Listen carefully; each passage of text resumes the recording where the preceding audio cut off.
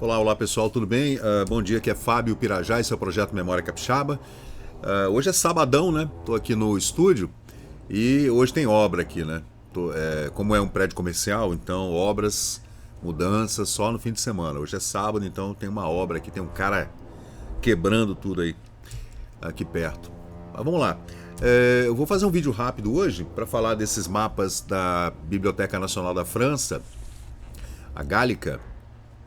Onde você encontra mapas incríveis. Eu fiquei surpreendido com alguns mapas do Brasil. Tem mapas do mundo inteiro, né, gente? Mas tem alguns mapas que são realmente incríveis, como esse mapa agrícola, que na verdade é uma carta agrícola de 1913, que trata sobre a produção agrícola no Espírito Santo, a produção industrial e também madeireira e ainda as riquezas naturais da província do Espírito Santo, Estados Unidos do Brasil, em 1913, Primeira República. Então é uma coisa que eu curto muito, a cartografia, porque a gente acaba na cartografia descobrindo alguns segredos, algumas nomenclaturas de uma serra, de uma montanha, de um vale, que antes era chamado de um jeito, depois é chamado de outro, e alguns desses nomes se perdem na história, se perdem na geografia. Isso acontece mesmo. Então, a gente sempre que encontra um novo mapa, novo não digo, um mapa antigo, mas que é uma novidade nas pesquisas, a gente trata de fazer essa analogia entre os mapas atuais, os nomes atuais, né, e esses nomes antigos. É claro que o Brasil é totalmente marcado por nomes indígenas, primeiramente, né? Os primeiros colonizadores, os portugueses, os jesuítas que chegaram aqui adotaram o nome de rios, riachos, montanhas e tudo do Tupi, né, Guarani, daquela língua original dos nativos brasileiros, né, se é que a gente pode chamá-los assim. Mas dessas milhões de pessoas que já viviam aqui na época do descobrimento, fala-se 1,5 milhão de pessoas que já viviam aqui, em 1500, 2 milhões de pessoas só no território brasileiro, muitos deles no litoral do Brasil, desses 8 mil quilômetros de litoral, e muito mais do que isso, de limite seco, né, entre o Tratado de Tordesilhas, que dividiu a América entre Espanha e Portugal. É claro que lá no meio da Amazônia também viviam já milhares de tribos, né, diferentes, e de vez em quando a gente encontra, né, povos que ainda não tiveram nenhum contato com o homem branco, digamos assim, se é que a gente pode falar isso, em 2024, né? Imagina isso lá em 1913 ou antes, né, desses mapas que a gente vem encontrando. O mapa mais antigo que eu vi é de 1590, mais ou menos. Mas são mapas com muitos problemas, né? Esse aqui é um mapa, então, um mapa agrícola, né, de 1913, e aqui tem a legenda, gente, ó. É um mapa todo em francês. Deixa eu ver, o mapa foi organizado por Monsieur Paulino Cavalcanti. Paulino Cavalcanti, né? Aqui essa assinatura, eu não sei de quem é. Inclusive aqui na legenda também não tem, na descrição, né, não tem o nome da pessoa que assina aqui. Mas é um mapa já bem acurado, tá, gente? A gente consegue ver em 1913 que o traçado do Espírito Santo já estava como é hoje, né? De lá para cá mudou pouca coisa. É claro que na área do contestado também mudou alguma coisinha aqui na Serra dos Aimorés, né? Entre Mantena e Barra de São Francisco, né? Barra de São Francisco pertence ao Espírito Santo, Mantena pertence a Minas, né? Aquela região é a região do contestado, que ficou no imbróglio político e até 1963, quando Magalhães Pinto, governador de Minas, e Francisco Lacerda de Aguiar, governador do Espírito Santo, acertaram definitivamente aquele problema ali, que estava dando até guerra, né? Com força armada, policial de um lado e do outro, muita morte. Mas o mapa é basicamente esse. A superfície, então, do Espírito Santo, aqui está falando em 42 mil quilômetros quadrados, né? Aqui está a escala, né? A escala de 100 quilômetros, que a gente consegue ver aqui. E aqui a gente vê o rio Mucuri, que faz divisa, né, entre Bahia e Espírito Santo.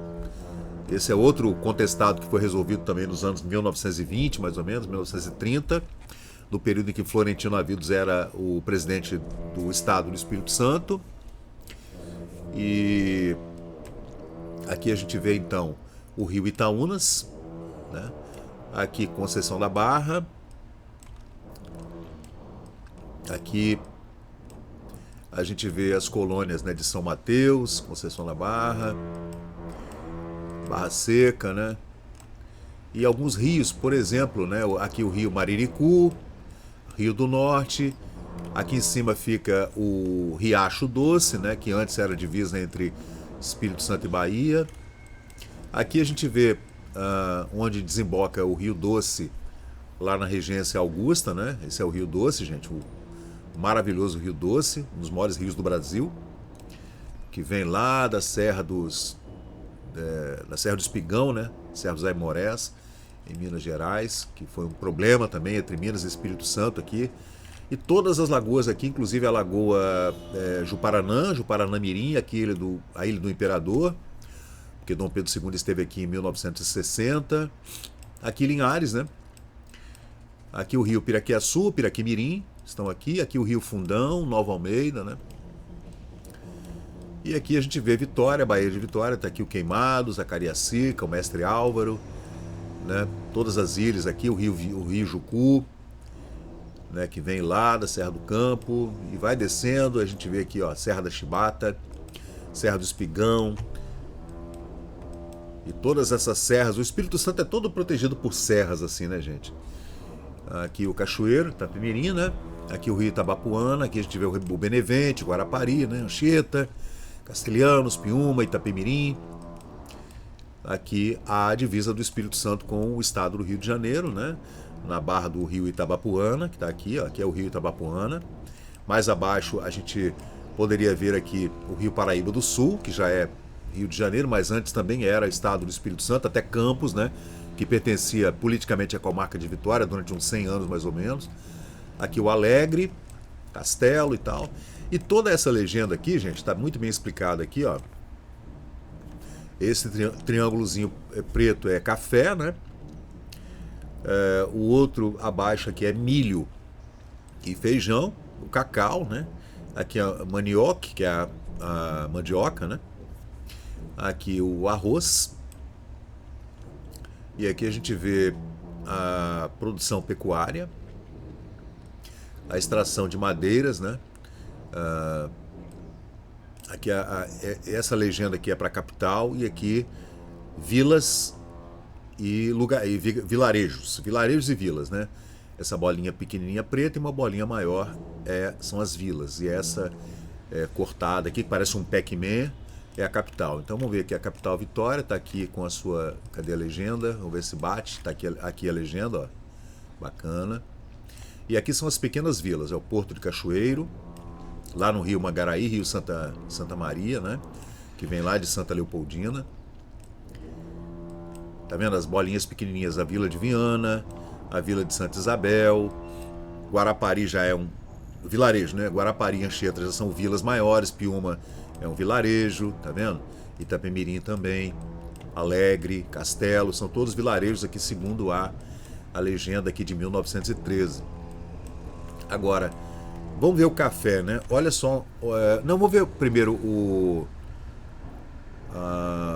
cacau, né? Você vê que realmente é sul da Bahia e norte do Espírito Santo, né?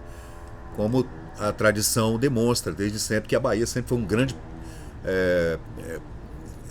plantadores os baianos, né?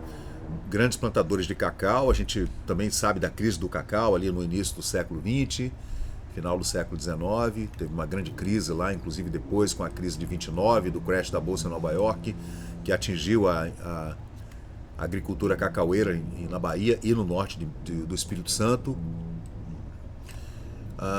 Aqui então cacau, tá vendo? Ó? Aqui as margens do rio. Que rio é esse aqui? Rio... não sei. Não dá pra ver não. Aqui é rio Itaúnas Pequeno. Esse aqui é rio Santa Maria, será? Não sei, não dá pra ver.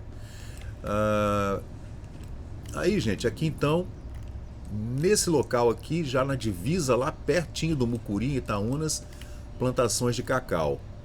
Aí logo embaixo você vê milho e feijão. Milho e feijão nessa região aqui também de Conceição da Barra, né? E mandioca. Aqui tudo, ó, milho, feijão e mandioca. Aqui no Rio São Mateus, plantação de cacau também. Aqui tudo é mandioca e milho. Plantava-se muito milho, que já é uma plantação antiga, da época dos índios, né, gente? Dos primeiros habitantes aqui do Brasil. Já se plantava muita mandioca e muito milho, e isso continuou durante os séculos que se seguiram, né? O século XVI, XVII, XVIII, XIX, plantação de milho, arroz, sempre teve muito mesmo, né? Aí aqui atrás, ó, aqui já nas montanhas é o café, tá vendo? Ó? Aqui tudo é café, ó. Rio do Sul, Rio do Norte, Rio São Domingos. Aqui nas serras, claro, né, o café ele se adapta melhor em lugares mais altos e mais frios, né? Ó, aqui tudo é café, mandioca e... aqui tudo é mandioca e café, gente. Mandioca, café e também um pouco de milho, né? Nessa região aqui do Rio Doce.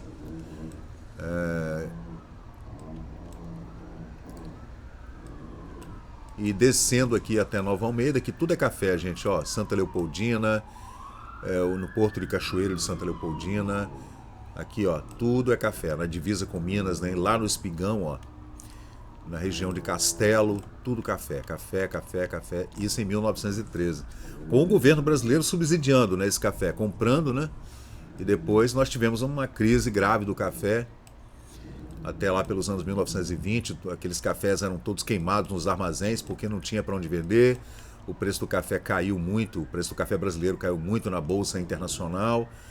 E nós tivemos então que fazer uma diversificação rápida, né?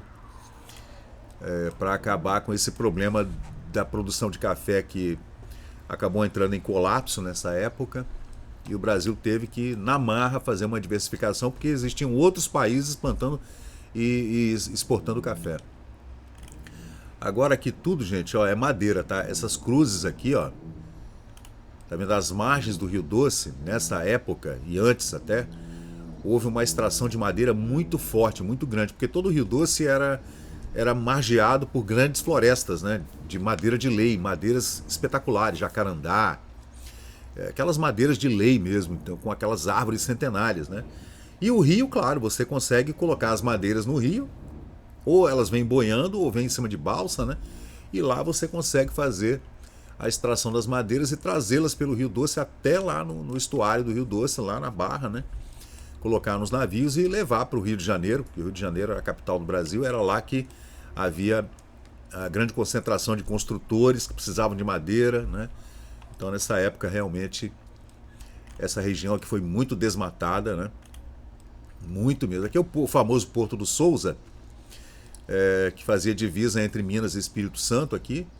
Um porto famoso que inclusive tinha lá um pequeno forte para defesa do rio, para que ninguém subisse para fazer algum tipo de contrabando, né? Porto do Souza famoso, que a gente está sempre lendo sobre ele aqui nesses antigos documentos, né? E o Rio Doce, gente, ele vem pontuado aqui nessa altura do Rio Pancas, aqui pontuado por muitas lagoas, né?